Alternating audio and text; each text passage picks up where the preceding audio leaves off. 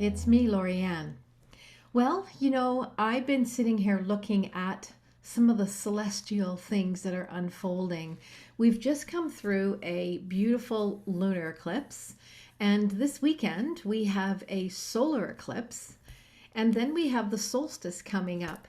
And that's a lot of celestial event energy. And so I just wanted to kind of check in and see, wow, how do we navigate this? How do we have the highest outcome?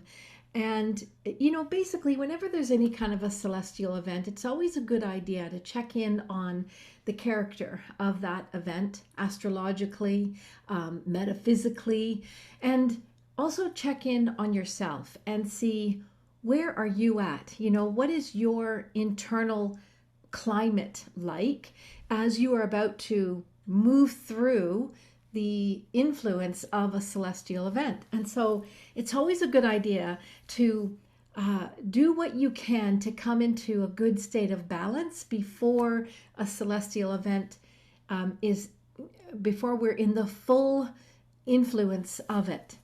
So, all right. So I've been looking at a number of things kind of, I don't get too deep into astrology, but I do like to pay attention to celestial events because I really recognize that they do carry quite a rhythm, a dynamic rhythm to them.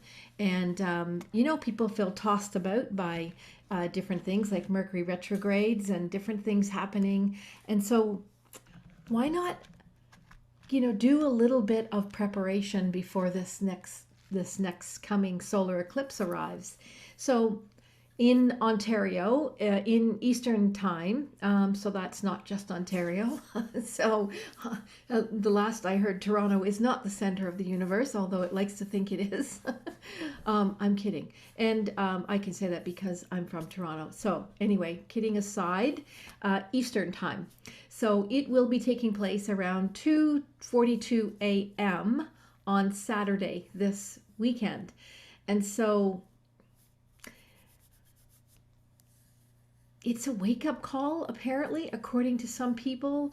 It's going to be a curveball to other people. Because of its Sagittarian influence.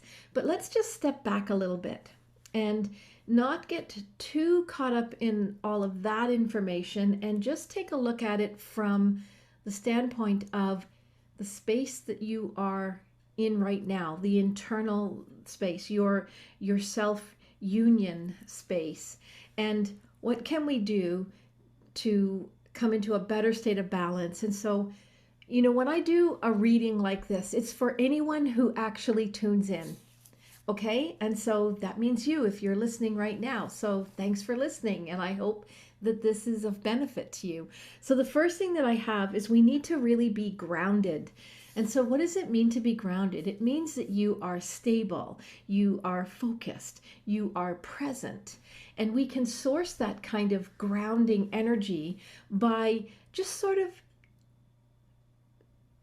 imagining that we are sort of digging, dropping, anchoring our energy right to the middle of the earth.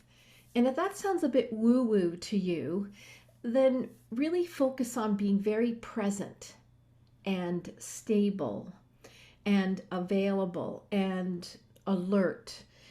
Not as in a coiled spring high alert state, but as in a resting but alert dualistic awareness, right? Kind of reminds me of like a deer in the woods that is nibbling on some leaves and tree bark, and it is in a resting, nurturing space, but it is still alert to its surroundings. Doesn't always work out, but you get my idea. Okay, so, all right. Grounding, okay, whatever that means to you, if you have a grounding practice. And so what I like to do is I like to start from the top and sort of descend down, relaxing everything from the top of my head to the ends of my fingers and toes. Just keep relaxing. And then when I get to my feet, in the balls of our feet, in the soles of our feet, like imagine these are your feet, well, where toes aren't that long, but right around here in the balls of your feet, there's an acupuncture point there. It's called K1. It's called bubbling spring. And you know what? Just by thinking about it, just imagine it right now in your feet. Just go there in your mind. You activate it. And you might even feel a tingly sensation. So you could imagine that from those 2 points, you can start directing your energy down into the earth for the purpose of grounding, anchoring into that other heavenly body, this planetary body, and right to the center, to the core, to the that space that feels solid and even magnetic. And because there's this sense of gravity, I always like to imagine that I can ride gravity, right? And so we think of gravity as something that is pulling us down, but it's actually pushing.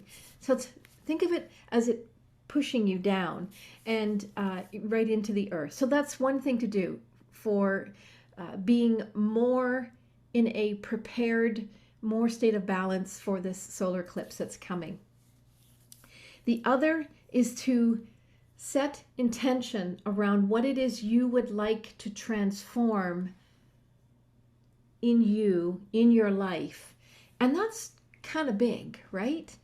It's actually massive, but you could be seeding that transformation through the sort of the transition through that solar eclipse, and then bring more of that energy through during the solstice, the winter solstice here in the northern hemisphere and the summer solstice in the southern hemisphere. And so this is actually the most ideal time right now to be setting down your goals for 2022.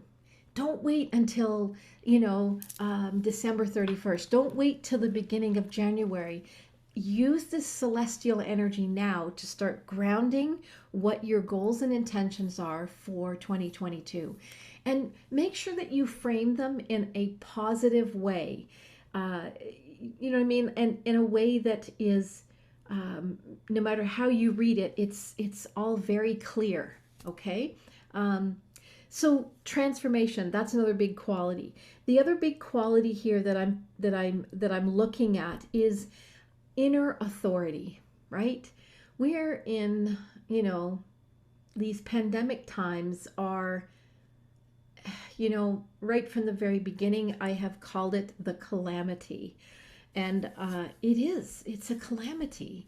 And, just when we start to relax and things start to feel like they're relaxing and opening up again, another curveball comes toward us. And now we have this nasty new variant. So inner authority is really important to complement working on holding your own autonomy, remaining balanced and centered, and really focused on what it is that you want to create. Really pay attention to that narrative. Is it positive? Is it negative? Make it balanced, make it realistic, and make it kind to you and to those in your life. So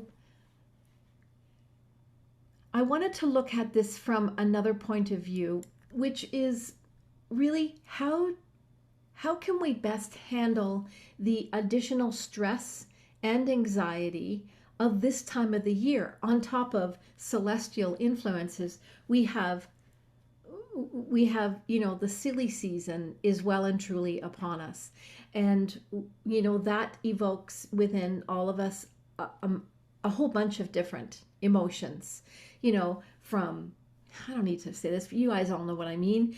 For some people, they really embrace the spirit of Christmas, and for others, it's a time of sadness, and it's a time of wanting to retreat and stay away from everybody who's in this jolly mood. And so we have to take care of ourselves, because even if you are jolly and very much in the Christmas spirit, there's still stress and anxiety to manage. And so I wanted to take a look at that in light of the additional influence of a solar eclipse and a coming solstice. So the first thing that I'm looking at is we all have desires and passions and things that we really want to bring forward. And sometimes those desires or passions, they can get out of hand.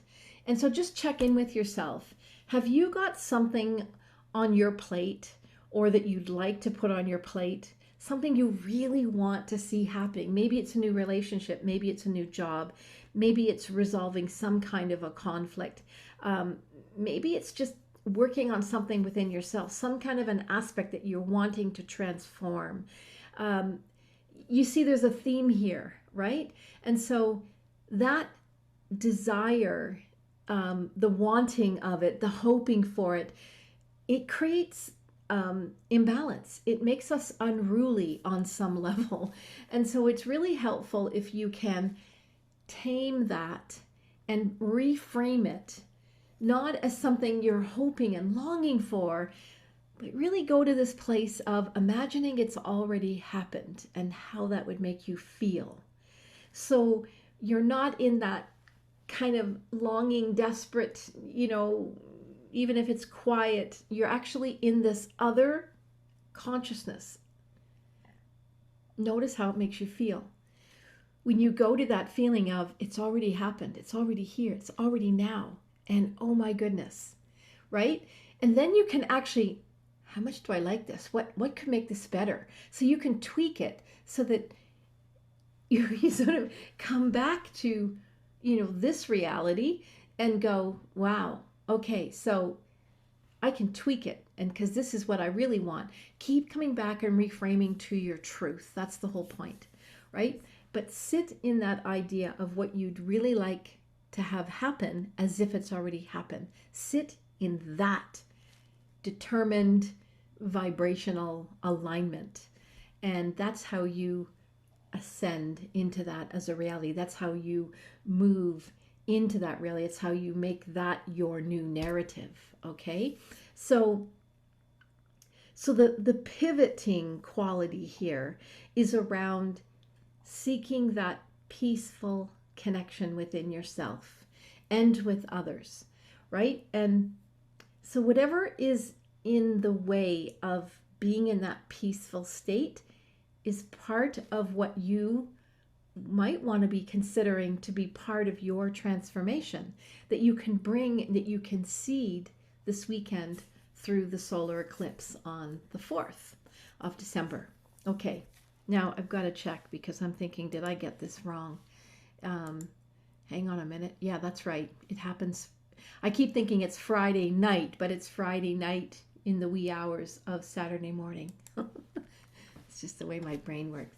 It's kind of scary sometimes. Okay, so at the end of the day, what I'm picking up on is that we actually have a greater sense of connection and harmony coming. 2022 has, every time I see the numbers, I get a feeling of excitement and a sense of head-heart cohesion coming through, and more people coming into an awakened, spiritually intelligent state, and just making changes easily, being in more flow. So imagine being in that energy. So if you're feeling like everything is hard and there's drama and there's conflict, and then, you really want to take to heart this information and work on those unruly passions that create problems. And if you're really stuck, you know what? Book a session with me. Okay, here's my pitch. Book a discovery call if you're not even sure what that is. or if you do and you have done work with me in the past, just jump in, book a session, send me a note. I'll send you the booking link. I should say that I literally only have a few spots left before this year is out, and January is looking pretty chop block, and I am actually booking into the third week of January into February. So if you're feeling that you'd like to really get clear, then now's the time to grab some time and just do your own discovery work around what it is you want to create and being in that creation energy. The solstice is going to be a great time to make an alignment to what you want to let go of and what you want to birth, what you want to come into, what you want to begin to manifest. So it's all about endings and new beginnings. So, all right, maybe I'll do another little spin on the solstice before that happens. Anyway, I hope this is helpful and have a good day. All right, cheerio. I can't even find where this Zoom thing is. Here it is. All right, see you later.